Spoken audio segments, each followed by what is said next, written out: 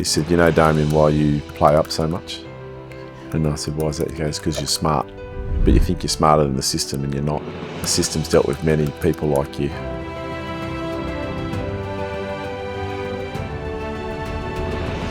My name's Damien Patterson. I was born in Albury, New South Wales, to an army family. My great-grandfather was in the army, my grandfather was in the army, my dad was in the army, and I would later go on to join the army. But we moved around a little bit when I was a kid, ended up settling in Campbelltown, western suburbs of Sydney, where my parents then proceeded to get divorced. Dad stayed in the army and Mum stayed in Campbelltown with us. 4 kids at that time. A very difficult time. Grew up without much money at all. When they separated, Mum was a traditional wife. She'd stopped working, so she had to go back to work full time. My mother was quite an incredible person. She's not with us anymore, unfortunately, but she worked full time, studied part time to become a medical scientist, and looked after 4 kids. You know, I remember asking her later in life, I said, "How did you do it? How did you cope?" She said, "I didn't cope. I just made do." And she said, "Do you remember going after school, going to all different people's houses until I picked you up?" And I was like, "Yes." She said, "They're all from church." So Mum really lent on the support of the church family community, and kids that went to the same school as us, we would go to their house after school and stay there until Mum could pick us up on our way home.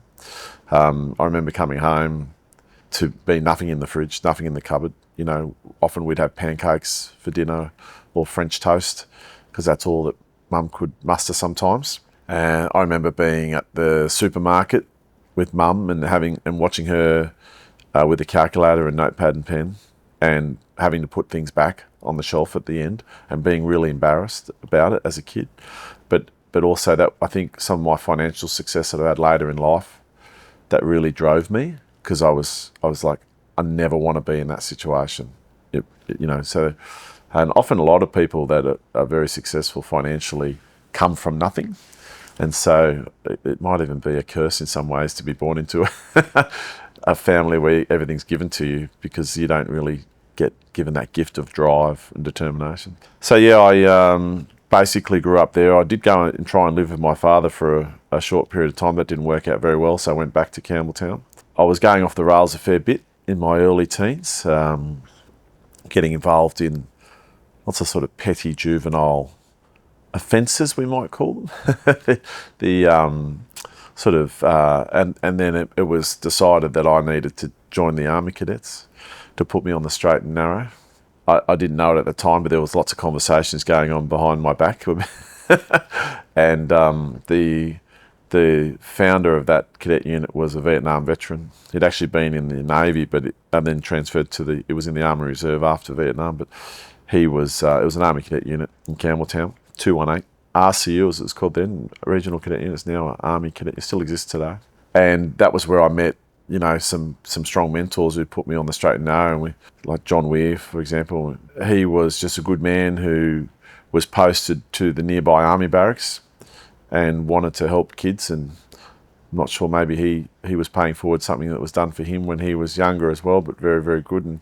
And he said to me, he said, "You know, Damien, why you play up so much?"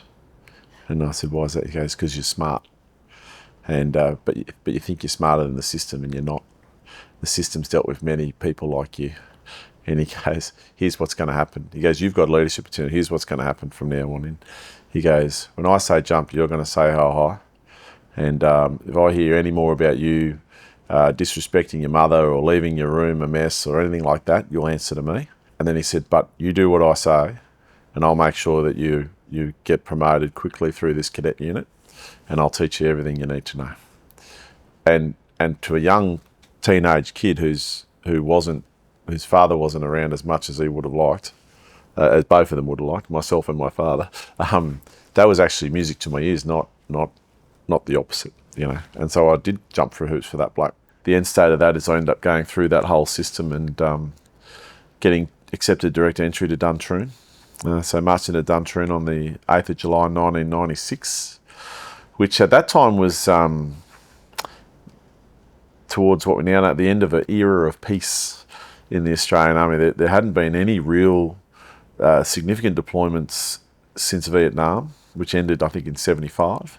So there've been a couple of small deployments to Somalia, Cambodia, Namibia, and that was it. So you basically didn't expect to get deployed. And then Duntroon was quite an experience. And then he reappeared later on the scene. So fast forward through my career, coming out the other side, and I decided to volunteer for the Army Cadets. And then I realised that the Army Cadets wasn't very effective, and it was over bureaucratised, and they weren't allowed to do parachuting, they weren't allowed to shoot at man-shaped targets, they weren't allowed to have campfires because some kid fell in a campfire, so they just banned campfires. So then I started the military cadets. And the military cadets was like the Army Cadets, but run more like run as a not-for-profit organisation where the instructors were all volunteers. But to be an instructor, you had to be ex-military.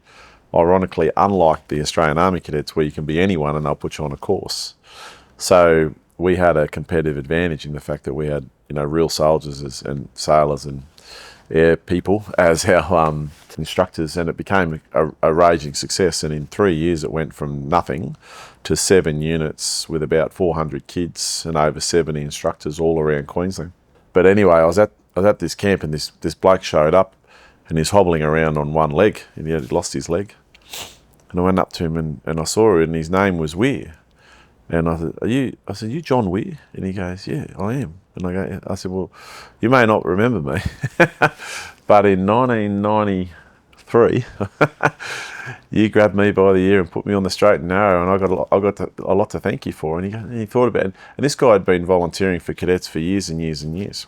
And he couldn't remember me because I looked very different to what I looked like when I was 13 years old, or 14 years old. But then it was like a full circle moment. But at this stage, then he'd come to join my organisation that I had started to help kids. And he'd come over and joined us. And the story behind his leg is actually a volunteer firefighter. And he dropped the hose. The end of the fire hose is actually quite heavy metal implement. He dropped it on his foot, and it crushed his foot. And then he got gangrene in there, and they had to chop his 3 times, I think. They chopped his foot off first, and then a bit further up the leg, and then finally at the knee before they were able to head off the gangrene, the poor bugger. So he was kicking around on crutches. And then about 2 years after I met him, he died. Met him for the second time, he died.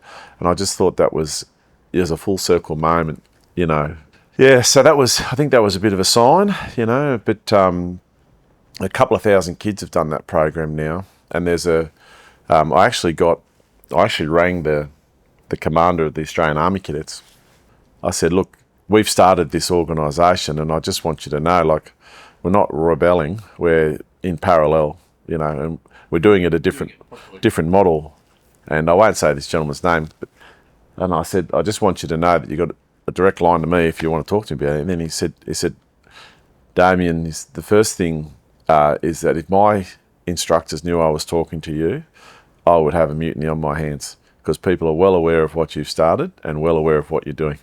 And I said, okay. And he said, but keep going. He said, my request to you is to keep going, because you are being very successful and you're putting my organisation on notice, and I've been trying to force changes and reforms, but I keep getting told that I can't do it. We can't do this and we can't do that, but yet you are doing it, And we were doing parachuting. We'd do a tandem jump with the kids and then give them little parachute wings to put on their cadet uniform. And of course we were having campfires, but we'd have a safety brief at the start of the camp, so no one fell in the fire, And we were just dealing with things. Then he said, what I need to know is, how the hell are you doing it with no resources? And I said, well, I'm doing it the way the Army trained me to do it, sir. And he said, what do you mean by that? I said, well, I'm being resourceful. I've got a plan. I've got a vision. I've set a mission.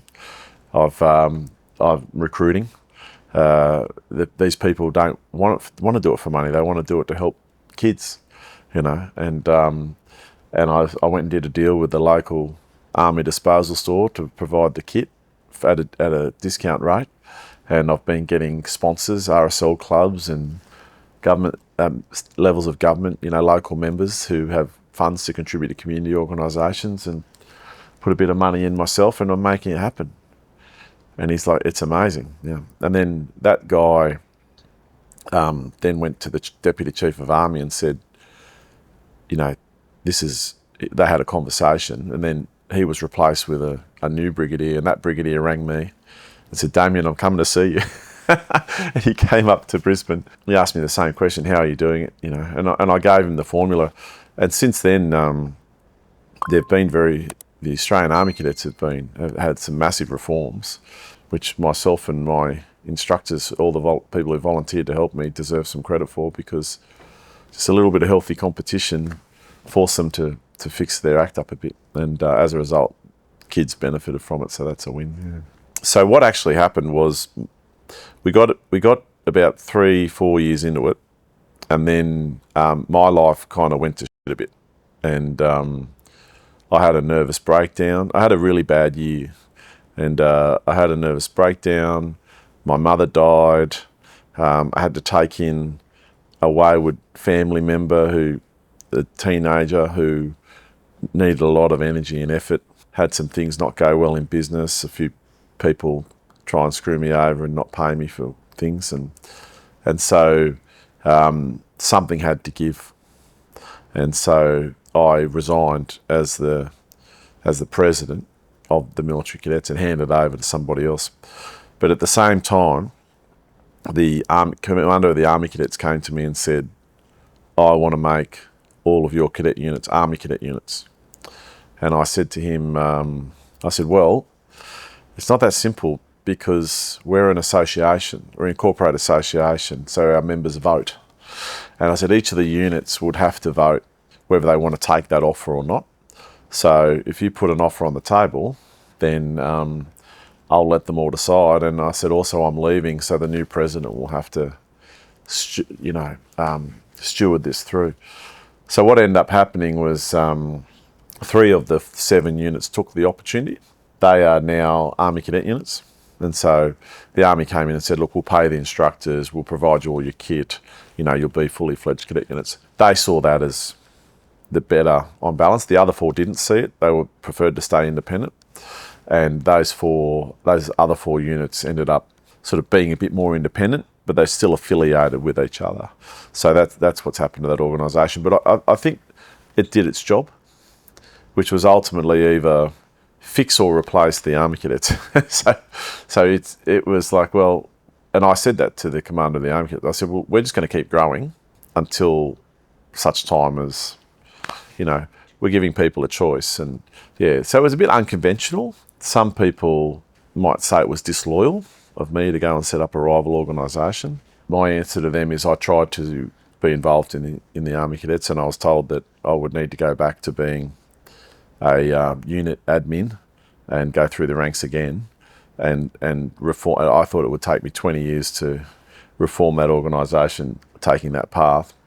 And I should have been the poster boy for the Army Cadets, because I was a wayward teenager who by 18 years of age was the top cadet in New South Wales and was going direct entry to Duntroon, And so I should have been I was a success story of the cadet system.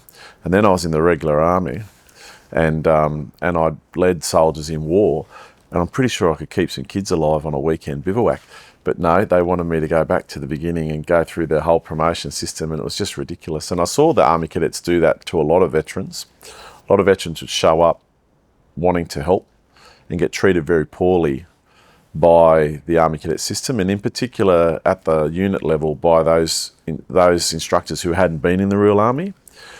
They might have been school teachers or parents that had gone and done the 2-week course the Army gave them. And I think perhaps they just felt a bit threatened by those people, And they'd said things to me like, Damien, this is not the Army Cadet. So the Army Cadets is not like the Army. And I'm like, it's the Australian Army Cadets. The drill is the Australian Army's drill. The uniform is the Australian Army's uniform. We're training on the Australian Army's real estate. Of course I know we're not teaching these kids to go to war. Of course I know that. But no, it's ridiculous. It was a ridiculous sort of statement. Yeah. But there's some other things that fell out of that as well. That Veterans for Youth was a big part of that. And so what was happening at that same time was Queensland government wanted a boot camp program. That was the Campbell-Newman government. And they wanted a boot camp as an alternative to sentencing.